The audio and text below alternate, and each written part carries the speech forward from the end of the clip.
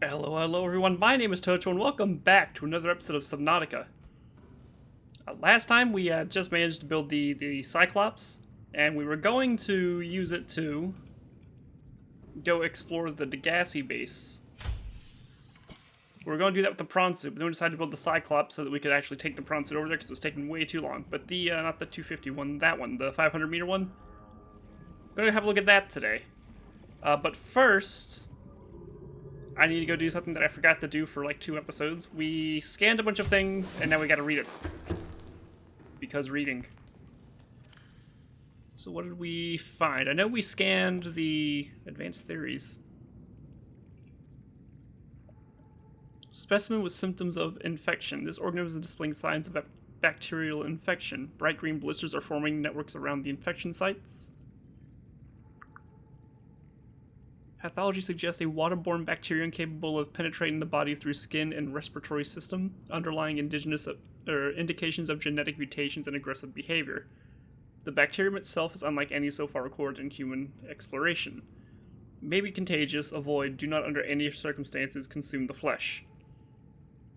Right, but I think we're already infected with this. Is the coronavirus that is the reason the plant is under quarantine. So we got some things for like the creature decoy. Advanced deployer is a catch-all solution for mimicking the behavior of a living creature for purposes of scientific research or predator evasion. Vibrates, cycles air and water, sends out randomized high-frequency sound waves to emulate a living organism. May be hand-placed or launched from a compatible Cyclops submarines. Short on-base battery, provides limited lifespan, attracts predators of all kinds. So those little, like, harmless torpedoes that we can look at specifically shows we can use against the Reaper. Wonder why it's so effective against it. Also, the Reaper behaves a little bit weird, because it doesn't seem to, like, go after us all the time. Let's see, reinforced dive suit, reinforced with synthetic fibers to reduce incoming physical and thermal damage. Shock absorption reduces physical impact velocity by approximately 50%. Ready for temperatures up to 70 degrees. Disclaimer, you are not invulnerable when wearing the suit. The reinforced dive suit. Why take chances when you can take Altera? The repulsion cannon is a modification of the base propulsion cannon, which enhances its propulsion effect at the cost of the ability to draw objects closer. It can be fabricated using a modification station and is commonly employed in self-defense as a less than lethal firearm. Which we haven't actually bothered with the propulsion cannon. I wonder if I should make one just see what it's about. Also, I found another time capsule while I was out farming for stuff for today.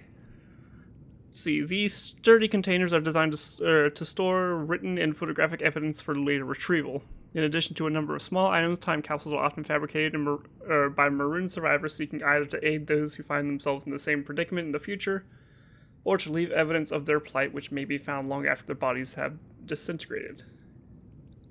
Most emergency escape vehicles are equipped with a time capsule by default, usually found in the cockpit, and be jettisoned on takeoff. Altera requests time capsules be stocked with tools and resources which will aid those who may discover them in the future. Which I did find another one, which looking through it, I think it is like what's left behind by other players, but I think for like purposes of the story it's supposed to be, you know, I don't know, like maybe like Degassi survivors left them for a while, I'm not sure. But I've seen like the ending cutscene, like our player will throw out a time capsule as well, and it'd be really cool if that is like, if the time capsule we find are actually from like other people's playthroughs. Let's see, we got the water filtration system. Draws water unfit for human consumption from the external source, automatically splits it into its constituent parts, and outputs consumable liquid water and salts while disposing of any harmful byproducts. It can be built in any compatible habitat module, but has substantial power requirements. The Altera water filtration system. Any liquid into pure, refreshing pH balanced water? Yes, sir. Any liquid. Oh, that's, concerning. How many people have peed in this thing? Let's see. Did we find the stuff from the nuclear reactor? I think we're still missing some pieces of that. Renewable energy sources will usually be sufficient for maintaining a small outpost. For everything else, there's nuclear power. Powered up by 4 replaceable uranium reactor rods. Do not attempt to replace reactor rods without a full radiation suit. Do not attempt to overclock the reactor. Nuclear is ideal for energy-intensive operations such as self-sufficient colonies supporting more than 20 people, industrial outposts operating multiple docks and heavy machinery, research stations housing live specimens.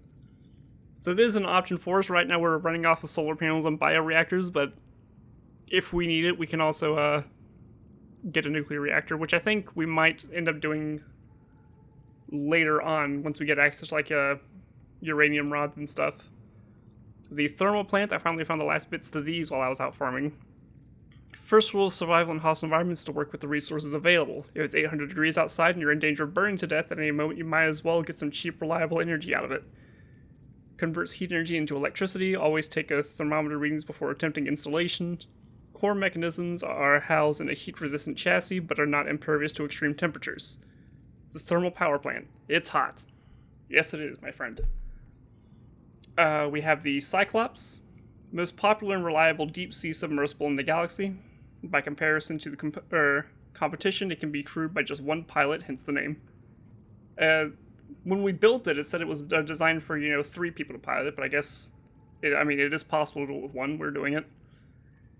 Features 3-speed manual piloting controls and forward observation deck for precision maneuvering, dry dock for transportation, maintenance, and recharging of scouting vehicles, extensive storage solutions in the keel hold section, internal and external video feeds, onboard AI for threat detection, and extensive customization options. Which we still need to name it and color it. So if you leave a comment down below, makes me laugh, or maybe you'll just be the only one that comments it. Now get your name and color scheme up on the Cyclops. I'm leaving that up to you guys. Let's see, advice for captains. Higher speeds generate additional noise, which may attract undesired attention. Power consumption with the engine is off is 0%, slow 25%, standard 50%, and flank is 100%. Which, I was going to take it out to help with farming in between episodes, but I left the engine on, and when I came back, it was all dead. So I had to spend like an extra 2 hours trying to find the stuff for a power cell charger to get it working again. Which I did end up getting. I do have a power cell charger now, but then I also thought, wait, I have 2 moon pools. I have one with the prawn suit and one with the sea moth, Olin. Olin has 1 power cell, the prawn suit has 2, so I just like swapped out the power cells from those and used them as a recharge station until I could actually get one. But now I have extra batteries on board, so it's fine. Silent running mode may be activated in conjunction with any speed setting to reduce noise close to 0 at a substantial additional power cost. Okay, so I thought that actually reduced power cost, but apparently it doesn't. Cyclops upgrades may be fabricated at the terminal in the engine room and installed in the neighboring panel. Top speed is 8 meters per second, acceleration is 3 meters per second. It's powered by replaceable power cells, dimensions 54 meters by 14 by 12, 1 to 6 people. The Cyclops does not feature habitation quarters. It is recommended the captain draw up a road to decide to get to sleep in the corridor each night. Automatic fire suppression, hull damage, and high speeds increase fire risk. Emergency ballast. In the event of full system failure, this vehicle will sink. Okay, so I need to not let it sink.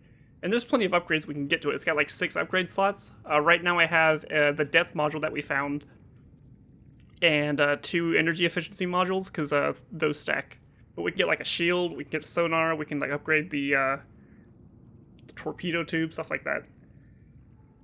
Prawn Suit Mark III. The pressure reactive waterproof nanosuit is a range of mechs designed to protect the pilot from extreme environments. The Mach 3 is the latest iteration and has so far only been rolled out by Altera for their own high-value phase gate-related operations. The suit is fully insulated from outside environment, powerful hydraulic limbs allowed for manipulation of objects and powered traversal of the environment. Rear-mounted thrusters provide maneuverability in low-gravity environments. A range of modifications are available to facilitate resource extraction and enhance exploration. Prawn Suit. It's got you covered.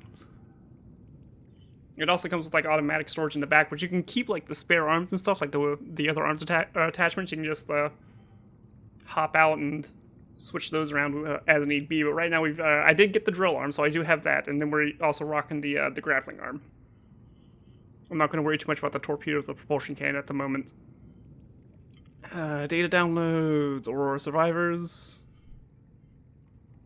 I'm not really a doctor. I know that's what my ID says, but I never have been. Cheated the medical exams. What does a doctor these days need to know about manually resetting bones? When was the last time a top surgeon actually cut someone open? That's what the robots are for. Doctors these days read diagnoses off of computer readouts. For that, I'm perfectly qualified. But what good is it when I'm not connected to the main network? I'm bleeding. I've got glowing green pustules growing on my hands. I run a self-scan and it tells me I've got skin irritation. The only thing I studied in medical school was how to lie convincingly. What the hell do I know about how to treat an alien disease? I think I'm actually going to die down here. And that is an interesting point about, like, automations of, like, specialized professions. Like, eventually we're going to get to a point where we can just, scan someone and it'll tell us exactly what's wrong with them. But then, what do you do about, going about fixing it whenever machines can potentially do it more reliably, safer than humans can? Eventually. I don't think we're at that point, or we're not necessarily near that point yet. But, like, what would be the point of surgeons who have a chance of messing up whenever you can have, like, surgical, microscopic, whatever it is, surgery utensils that can identify it and do it, quicker, safer, and more accurately than we do. It's like, eventually, you would think that the professionals would lose touch with the actual how-to of doing stuff like that. It's interesting. Flotation devices failed. We're flooding. Evacuate. Wait. I can reconfigure the O2 system to act as a bilge pump.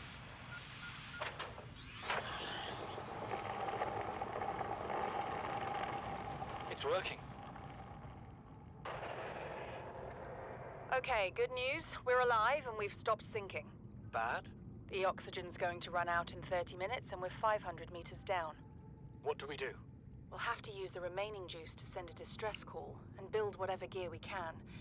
Then we find a way to the surface. It's like pod 2. Was that the one down at the bottom of the blood kelp? I can't remember. Codes and clues, what do we have? Life pod 7's transmission origin. The attached coordinates were corrupted. Last available photographic data was downloaded and analyzed. Crew reported problems with their onboard fabricator, sunk at 200 meters in the area of low ecological activity. Transmission origin apparently 1 kilometer southwest of the Aurora stern section. Southwest, okay. I don't remember if we actually made it to Life Pod 7, so we'll keep a lookout for that, because I think the southwest of the Aurora stern is around the same point that we're going to be heading in this episode. So we have a lot of stuff from the Degassi survivors. I thought it might get claustrophobic living underwater. Father feels it is. He'd tell me it was childish, but I stare out of the window and sometimes I think how lucky I am to see this world up close. Back on the island, I wouldn't have believed the creatures that live down here. The fish, they glow. There's one that's 90% eyeball.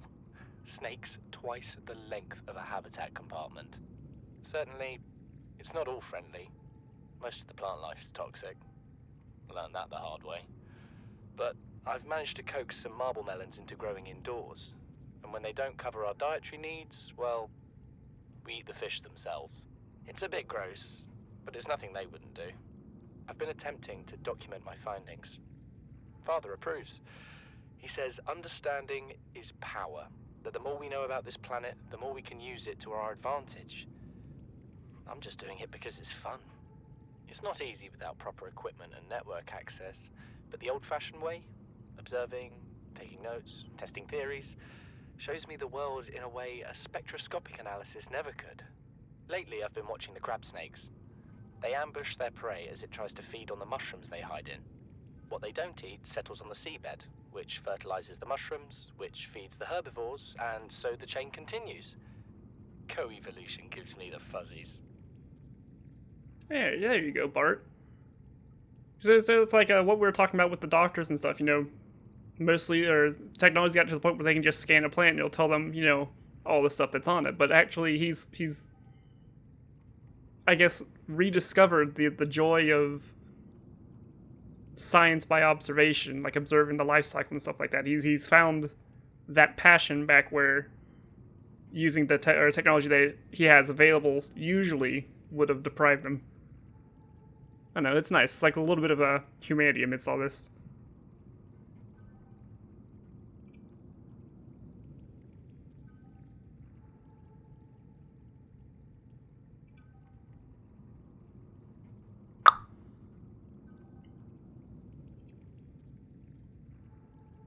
Something incredible just happened.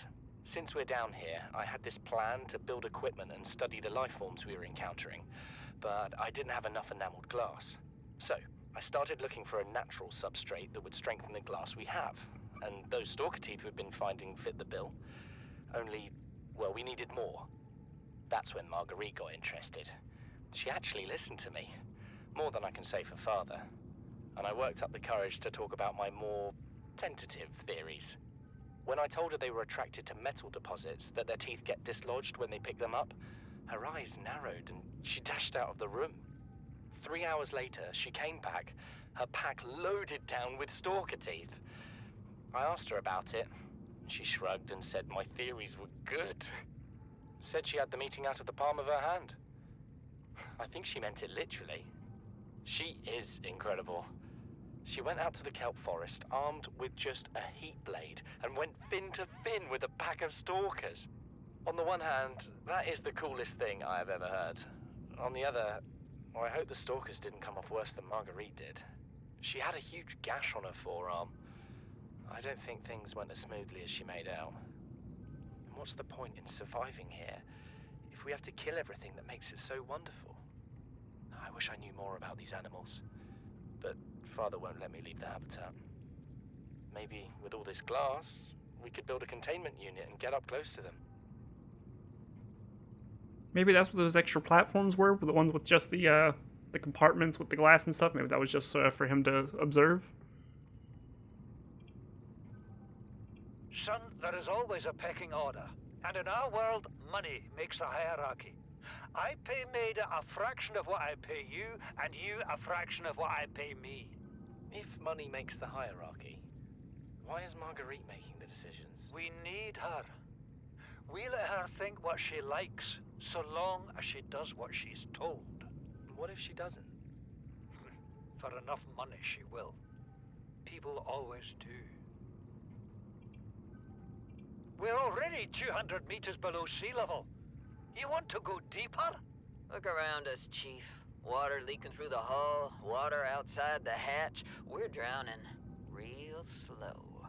If rescue arrives, whatever shot us down, it's gonna do it again and again until it's shut off. You see an off switch around here, Chief? Why would it any more likely be half a kilometer down? Your kid found something on the scanner. There's something down there. Something that shouldn't be. You're mad. I'm going all the same, and I've an idea you two are gonna follow. But if you do, be mindful. Your authority stopped at sea level. The more these voice logs go on, the more I'm starting to respect Marguerite. Like, she's knows what has to be done in order to survive. I mean,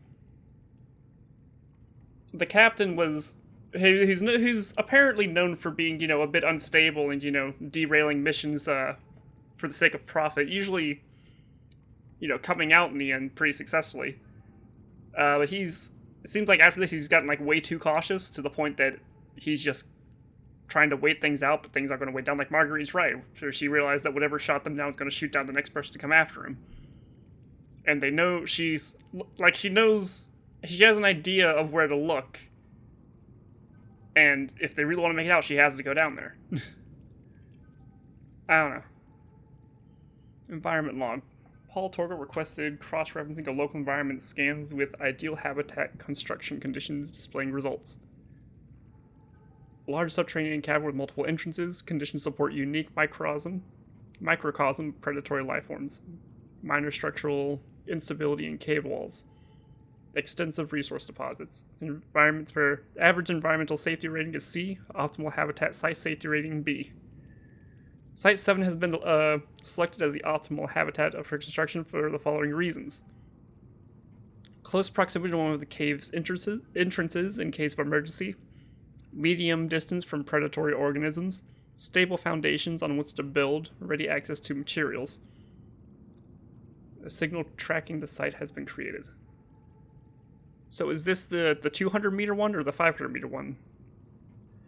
Because I went to the 200 meter one and it doesn't seem to lead off in any other case, but the 500 meter one might. These conniving corporate bourgeois, inbred, incompetent, self-absorbed jerks don't have a damn clue. The kid's not so bad. He's even useful. But I swear, everything that comes out of his father's idiot face is a narcissistic lie. He wants to stay in this cave, his problem. I'm the one doing the heavy lifting. When sea monsters are hunting you, you don't hide. You hunt the sea monsters. Then you build a bigger boat out of sea monster bones and you hunt bigger monsters. Keep going until there aren't any monsters left to hunt you. I'm going deeper. I'm gonna find what shot us down and I'm gonna tear its damn heart out. I've started the prep work. The kids taught me how to make enameled glass. I've started stockpiling metal ores to build myself a sea moth. I'll raid the indoor grow beds before I leave. I'm sorry, that little middle part about when sea monsters are hunting you, you don't hide, you hunt the sea monsters. Then you build a bigger boat out of the sea monster's bones. And I don't know, the way she delivered that reminded me of Portal 2, Cave Johnson's lemon rants. You know what Maida told me today? She wants to build a habitat 500 meters below sea level, more than a kilometer northeast of here. And she needs Bart and I to do it. She's got it into her head that she can save us if she just acts recklessly enough. But I've hauled Star Wars to Neptune, Plasteel to the Federation. This family operates 9 different mining colonies across the Ariadne Arm. Maida thinks she's better suited to lead. Her contract still says otherwise. But I just cannot damn well tell whether it's the stupidest idea I ever heard, or my only hope. I turned 80 years old last week. I thought I had another 80 in me, but marooned on this planet, there's no swapping out of my liver when the old one fails. Here, I'm mortal. And Maida is useful. So, it's my responsibility to make a decision. Return to the island and hope whatever knocked the Dagazi out of the sky won't do the same to the rescue ship. Or take us deeper in search of answers. And all the while be hoping old age gets me before the sea monsters do. I'll give Maida just one thing. She was right about these caves. There's enough lithium there to fabricate 100 tons of plasteel. Enough for a damn fleet of Cyclops submarines. There was nothing anyone could have done to avoid crashing here. But I was right to order the detour. If we get off this planet, they'll be talking about the Torgal share price on the other side of the Federation. Seek fluid intake. So it is interesting. Apparently humans, at this point in time, their life expectancy is upwards of 160 years. Because it seems like, after swapping out parts, like, replacing the liver and kidneys, which apparently they're able to do now, just straight up replacing them, they've effectively doubled their lifespan. Because it seems like he's talking like he's considers himself middle-aged. Which I guess would explain why he treats his son, who's 19, like he's still a child, because I guess in that respect he still is a child. If they live that long. Ruby, hard blood red gemstone made of aluminum oxide. Rubies may be processed in order to leverage their structural integrity in advanced vehicle construction and modification, essential for advanced fabrication. Let's get to the... Let's skip over the coral and the plants for now. Let's get to the fun stuff. A large and powerful predator that lives in small groups and fiercely defends its hunting grounds. Thickly armored exoskeletons suggest defensive adaptation either to larger predators or in-species aggression. Marked similarly to the segmented exoskeleton of the sand shark, suggesting a relatively recent common ancestor. Large eyeballs, consistent with the high light sensitivity, likely for hunting of luminescent prey in low-light environments. Generally slow and unresponsive as a means of energy conservation. They will act with uncompromising speed and aggression against any threat to their territory. Avoid may be distracted by light sources. Okay, that's good to know. Crab snake. This life form appears to live in symbiosis with the local flora. All encountered specimens have been located within 50 meters of jelly shroom flora, that are frequently within the plants themselves. Jaws. The crab snake has 2 pairs of fangs and 1 larger claw on either side. It plunges these claws into its prey, locking them in place while the inner jaw tears through the flesh. Jelly shroom symbiosis. Jelly shrooms provide the perfect lair from which to ambush their prey and protect their young. The presence of crab snakes likely deters herbivores from feeding on the jelly shroom itself, just ensuring the relationship continues. Crab snakes display territorial behavior when threatened, patrolling the cave systems in which they reside. Assessment is avoid. Sand shark. These guys, they're the little floppy things. Powerful medium-sized predator that... Fluid intake Okay, let me go drink. I was already in the right menu to do that. I forget where I am. Vital signs stabilizing. Okay. Powerful medium-sized predator burrows into the sand and ambushes its prey from below. As with many predators, it may be possible to temporarily distract sand sharks by feeding any hungry specimens that draw close. Okay, so we can do the same thing with stalkers. We just give them a fish and they'll leave us alone. The unusual location of this fin suggests a purpose unrelated to movement through water. It may be employed in shifting sands beneath the surface, or in mating rituals, or simply be an evolutionary dead end. Thick armor plating renders the sand shark almost immune to attack from above. While it's capable of impressive acceleration, the exoskeleton prevents it from changing direction quickly. The sand shark is thus a perfectly designed ambush hunter, but ill-suited to sustained pursuits. Its feet are ill-designed for ambulation, likely used to disturb the ground of the sand so the life form can burrow into the ground. Be vigilant for ambush in sandy biomes. So I haven't actually seen these guys burrow before. That'd be neat. Oh, we do have a log for a warper. An aggressive creature with the ability to teleport itself and others in space. No genetic crossover identified with indigenous life forms. Demonstrates no recognized defensive behavior. Mechanisms located in the head region provide its warping capability, which it uses to stalk its targets. Appears to hunt other life forms, but no digestive organs have been identified. Internal structures are considerably more complex than other known organisms, unable to distinguish whether organic or artificial in nature.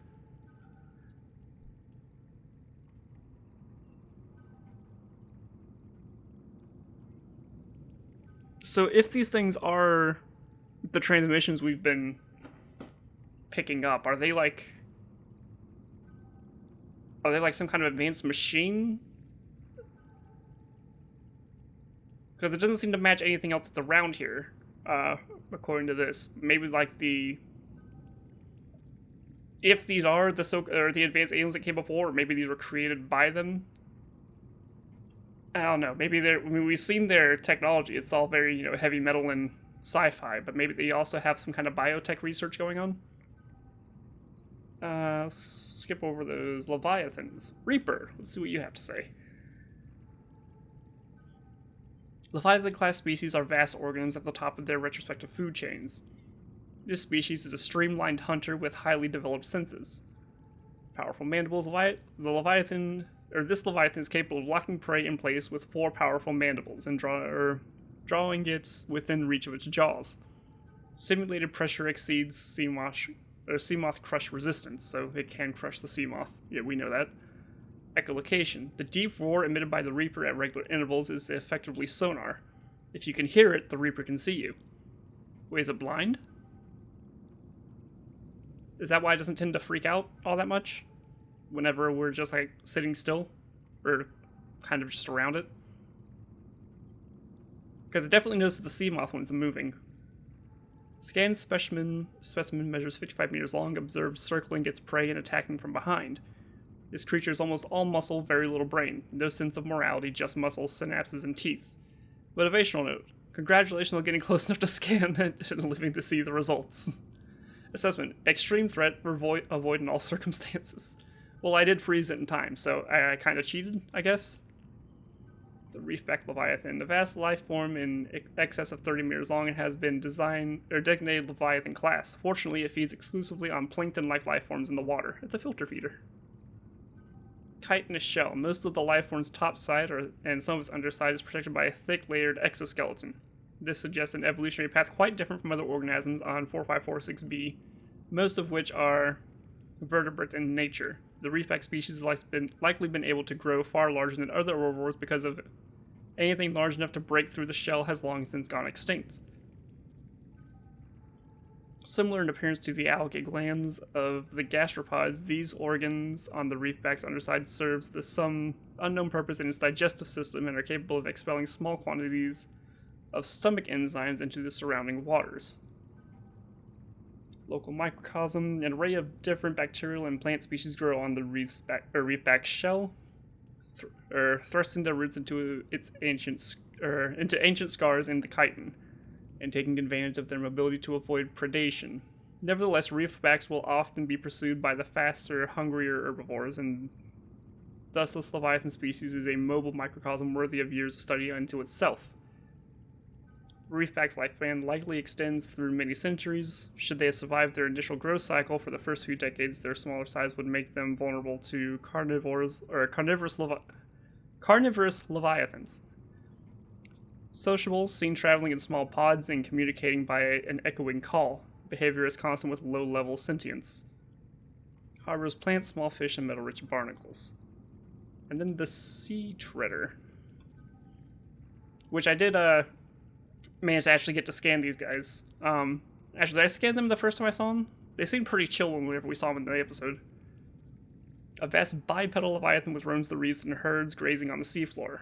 Antennae on the creature's head can detect a range of scents, helping the sea treaders to find grazing pastures, avoiding the path of larger predators, and sense chemical signs from others of their kind.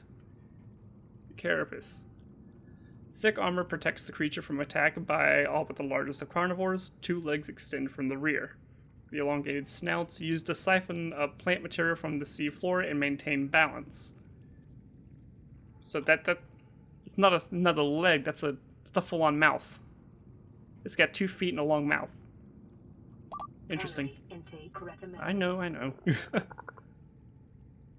Elongated snout behavior. Large herds would decimate the floor of a single area, thus encouraging the sea treader's migratory behavior. Families keep their young towards the center of the herd, and parents will lash out at over-curious interlopers in search of an easy meal.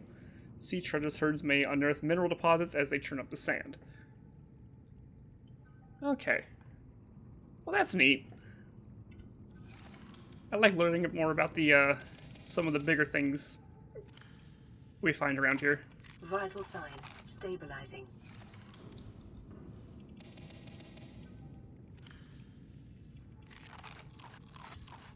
Okay, but let me do a time check. Alright. So, spent a little bit longer reading through that, but I probably shouldn't have let the notes pile up like that in the first place. Oy. Okay, so let's get a move on. We don't have any radio transmissions. We're good. Let's go and pilot our newly made Cyclops, which is what you guys were probably all waiting on anyways. My apologies. All systems online. Okay, so I left all the lights, everything turned off so that it doesn't run out of power before we actually get to do it. So we're going to turn engines on. Powering up. Yes.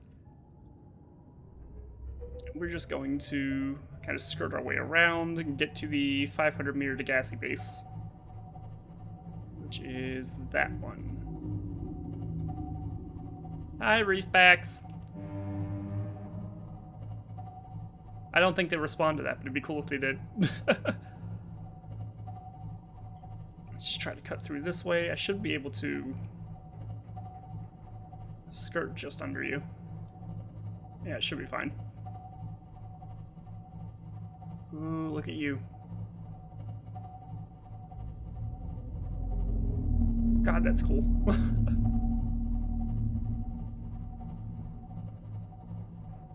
So is that a mouth? Is that how he eats plankton and stuff? Because I would think that little tubes like that are like usually you see like stuff like that in like octopus and squid. They use the tubes to like blow water out is how they propel themselves.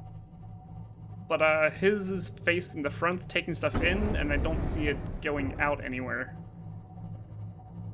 It just seems to be going into the body.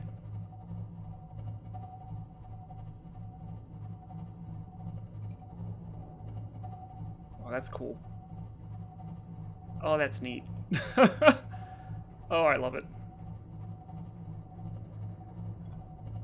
Let's just take all this in for a second.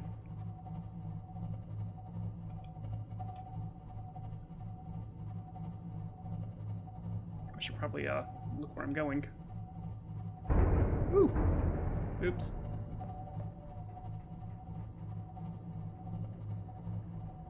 Can I make it across? How's the hull? Still good.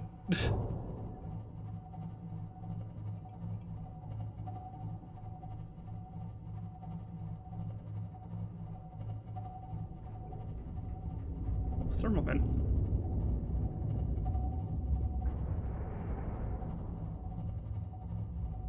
Is that me grinding on something? What happened? Oh, more reef backs. Hey, there you are. The one that likes to sit up top. Are you not... Do you guys not fear the Leviathan? Are you able to withstand that kind of attack? Alright, we're coming up on it.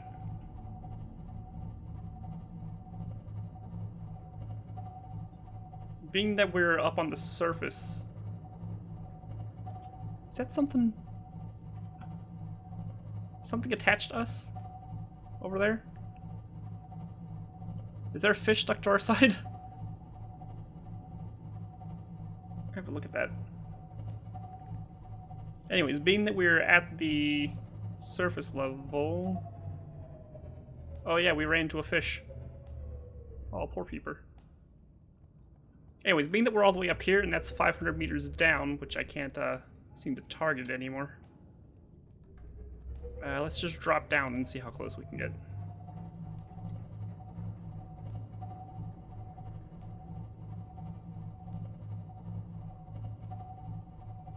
Which seems to be under this ledge.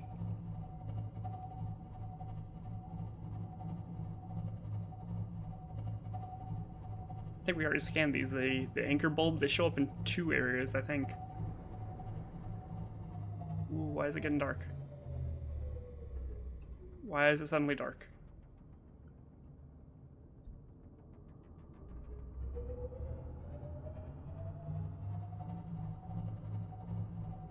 Yeah. Oh, I'm hitting the side. And it's bright again.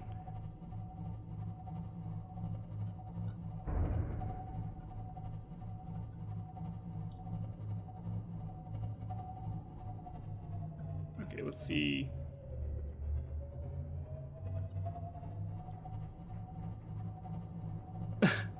I'm trying desperately to navigate all this. We have to get down there. God, this is a cool looking area.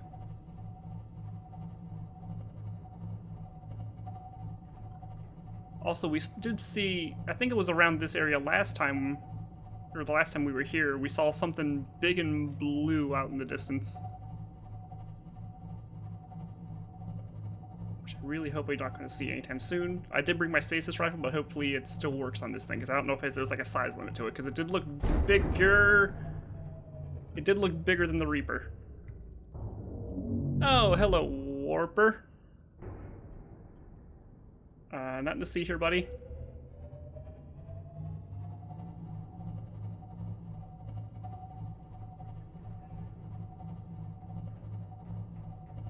Just try and Scoot our way out of here. I don't know if he can shoot me through the Cyclops, because he can definitely do it on the Sea Moth.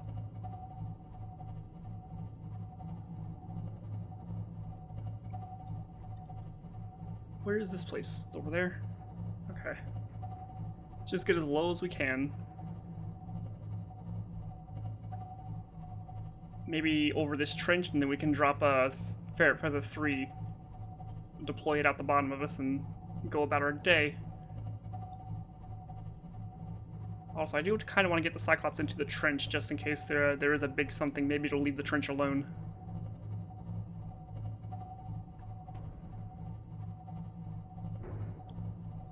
I'm hitting a lot of things. Oh, I'm hitting a lot of things. Oh, I'm hitting a lot of things. I think this is as good as we're gonna get. What is that notification for? Oh, it's just a... Is that my, like, parking alarm? Engine powering down. Okay. We don't seem to have taken... We bumped into some things. We don't seem to have taken any damage, which is good. Is my inventory clear? Yes. So let's drop out.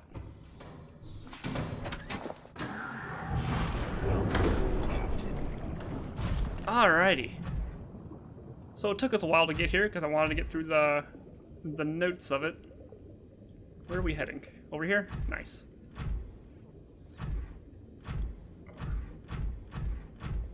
I think we're gonna have to build up around here. Because I think I said this is the environmental scans that Captain Torgal did. Go away. The environmental scans that Torgal did said that this area opened up into caves, and Marguerite was going to set up there anyways because she says that they found something on the scanners that's not supposed to be down there, so maybe there's like alien facilities or something? So I would guess somewhere around this area. Wait, that's the 250 one. Where's the 500 one?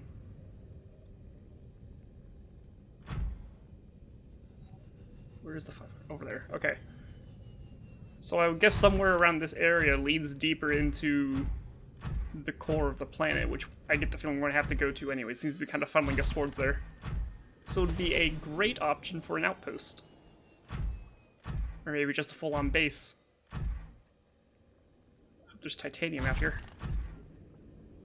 Okay, you can bugger right the hell off.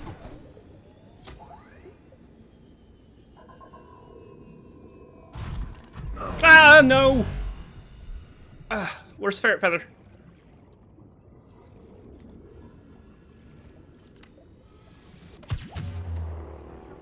Leave me alone! Love the stasis rifle. I don't think I made one of those. Hello, you. What are you?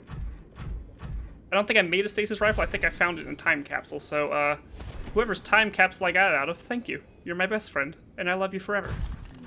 What is that? Oh, that's gross. Ah, what are you?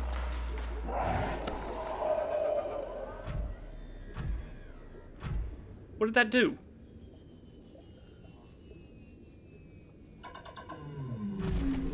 Oh, what's that sound, though?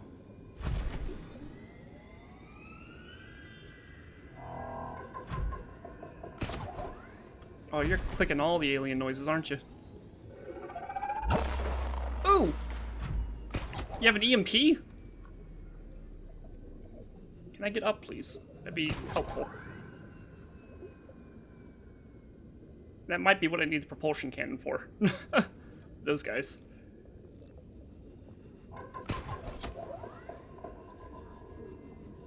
Am I stuck?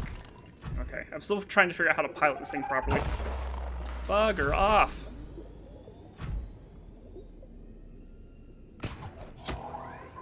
Let's just get somewhere close to here. Maybe I can find the door? Or like an open window? And not break into the window? Where's in?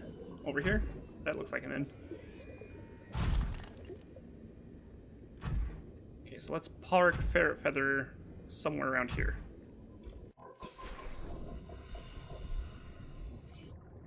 and take a look around. Let's see what goodies they left for us this time. Oh, that's a coffee machine.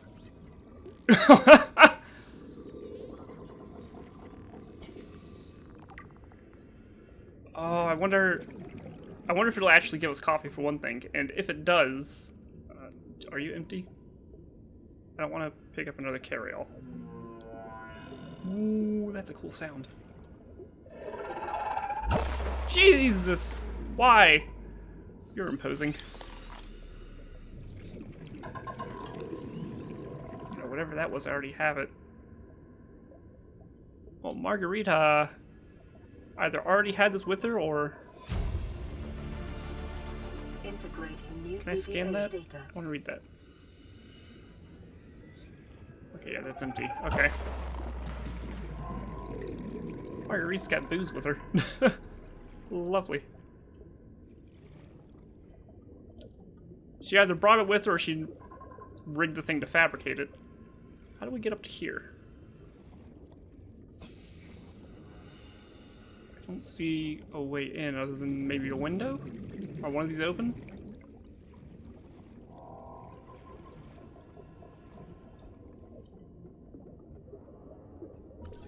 Ooh! Yes, the alien containment. That's the larger aquarium we can make. Acquired. Nice. Let's see, Cyclops shield generator. Maybe if I had read them before they had opened it, New blueprint acquired. I would know what I was getting. What else we got? More PDAs. Integrating new PDA data. I think I saw a ladder somewhere over here. What are these?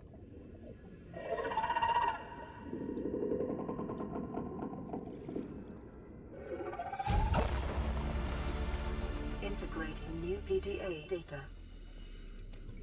Sure, I'll pick up the aesthetic stuff. Oh, an orange tablet. Probably should have scanned that first. Blueprint acquired. What are you? Whatever you are, you're adorable. I'll go build a habitat for it and see what it hatches into. Is this all that's in this area? So did Marguerite and, what's his name, the scientist guy, they both came down here, but they lived separate? I can make my way back to, Ferret Feather. She seemed to have really kept to herself, even though the buildings they're in is attached. She's got like 2 whole sections, for himself and research. Actually, it seems like just research up here. Doesn't seem to be a bed anywhere. Okay, let's go grab some air. And have a little bit more of a look around. Pick up some supplies while we're down here, whatever resources we can find. Okay, you need to chill the hell out. Where are you? First off.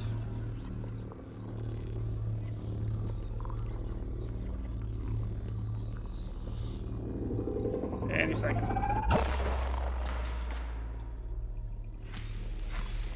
Poke a hole in your brain?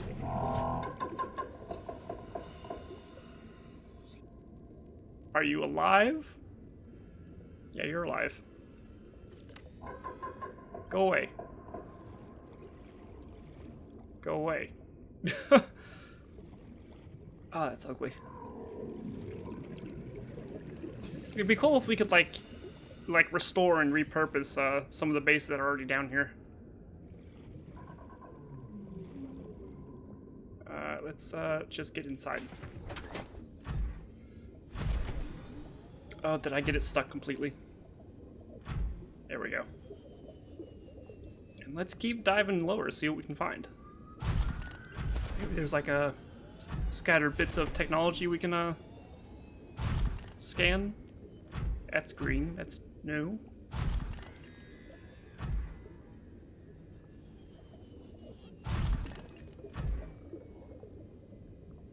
Can I scan that? What is it? Why, it looks like there's like a puddle in the water.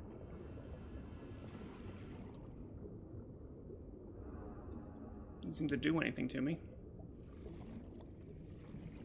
Is that what brine looks like? Because brine is like it's like heavily, it's a solution that's like mostly salt, so it's like thicker than water. And I guess even in the ocean it would pool up like this. Maybe I don't know what I'm talking about. Ooh, what are you? Oh, you're cool! Friend! Hello! You friendos?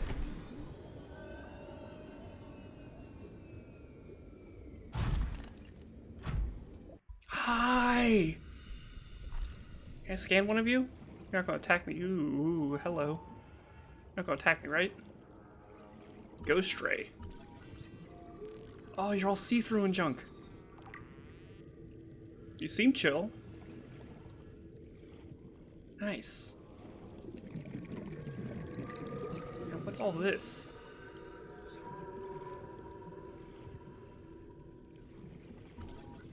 Amoeboid?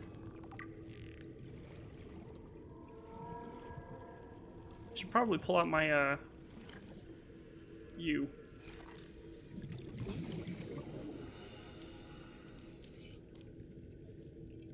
Got some quartz down here, at least I don't have to go all the way back to the surface to get it.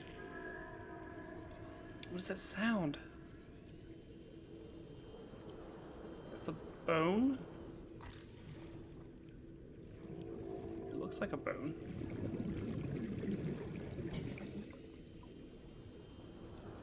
Everything down here, that's definitely bones. Everything down here is dead.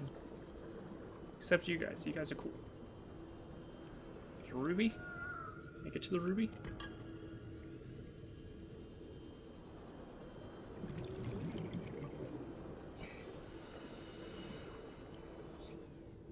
Well, I guess I found the cave systems that this place is nearby, so does that mean that there's alien stuff nearby? 'Cause that's the reason they were coming this way. They were going to try to see if they could shut out the laser. Oh, I am going to get so lost. Pick up what I can in the meantime. Hello? We found alien stuff.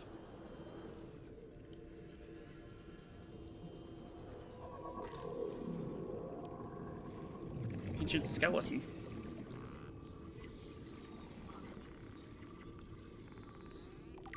This thing is massive.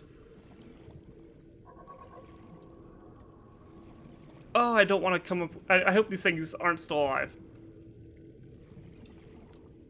I don't think they might be. Because it seems like if this is what's considered, you know, the large life forms that the datas keep talking about, you know, it was talking about, with the reef bags, like larger carnivores were must have died off for them to, have reproduced as well as they have. I'm guessing this would count as larger carnivore. Alien sensor, hello, where'd you come from? Go away. Rescan my thing in peace.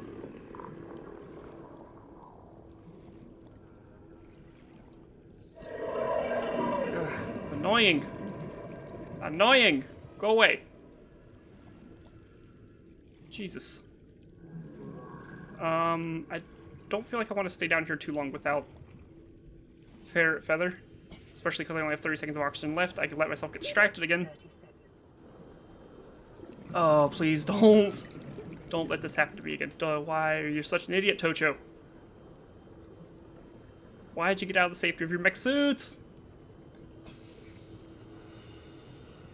Oh, I'm not gonna make it. Oh, I'm definitely not gonna make it. Oh, this is bad. Oh, this is so bad. Come on, come on, come on, come on, come on, come on! Ha! Oh! Oh! Oh, I need a drink. Oh. Oh my god. Okay, how are we doing on time? Because that was stressful. It's about time to call it. Okay, it's about time to call it. I don't know if I tab out if it changes screens. I'll have to check the recording on that. I don't know how to get it to stop doing that, but let's at least just make it back to the safety of our Cyclops. And then we'll pick up right here next time. Oh, I can't believe I made it back. I was half a second from blacking out and getting us sent all the way back to base. So we're going to have a look around here next episode. See if we can find a suitable place to make a base. Because I don't like the thought of having to go all the way back to our surface base when it took us this long to get down here.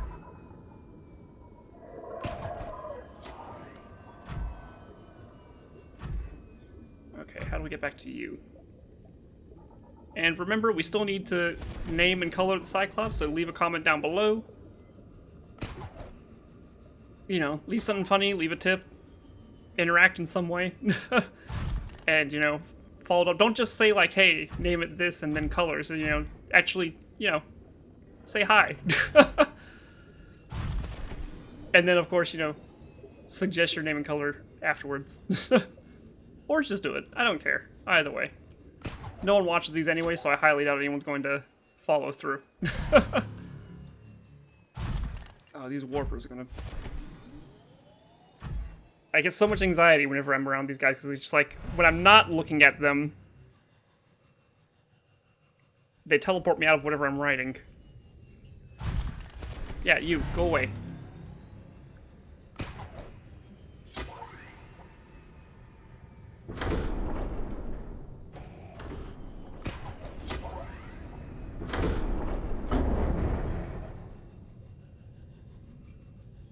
Come on, come on, come on, let me in!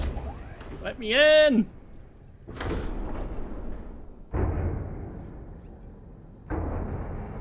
Let me in! Let me in! Thank you. Welcome aboard, Captain. All Okay. systems online. And I do have to be careful of a power drain whenever I bring the prawn suit back. How are we looking on it so far? We're still at 97%. We'll be fine. I do have spare power cells in the back over here. You know, I haven't made a creature launch yet. I might need to, depending on what unfortunate things we happen upon. But yeah, let's just drop off some random stuff. We have more lockers downstairs. I really want to find out what that is. Just go ahead and empty, really. And yeah, we actually might have to go back. I'll do it off camera, but I might have to go back to the base to get food. I might could start preserving food as well. It doesn't seem to be all that much down here. Oh, those are bubbles. Yeah, it doesn't seem to be all that much down here I could eat. We'll see. But anyways, until next time, leave a like if you'd like, subscribe if you want to see more, and I will see you all in the next video. Bye-bye!